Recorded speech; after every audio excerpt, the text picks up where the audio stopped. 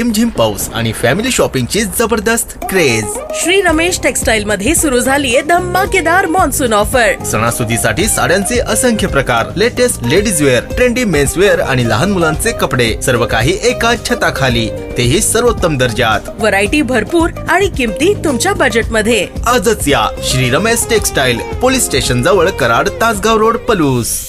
करवाढी संदर्भात जी गावात आता चर्चा विरोधकांनी चालू केल्या, मी आता विरोधकांच्यावर बोलतो। त्यांनी बोळाबोळाची रिक्षा फिरवली आणि सत्ताधाऱ्यांच्या बाबतीत जो खोटा प्रचार केला त्याचा आम्ही पहिला जाहीर निषेध करतो। कारण ही करवाढ काही सत्ताधाऱ्यांनी आत्ता केलेली नाही, ही 2022-23चा JR नुसार ही झालेली आहे। बॉडी आपली नंतर त्याच्यावर आत्ता निवडून आलेली आहे।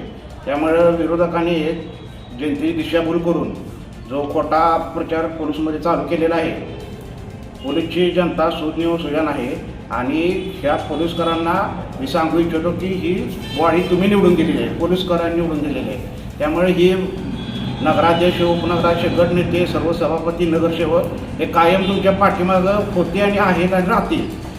कारण याचं असं आहे की ही जी कर वाढ झालेली आहे हे आणि मोर्चा काढणार आहे। मोर्चा काढायचा समाज आहे ना, ती काय म्हणजे त्याला अर्थच नाही या मोर्चाला।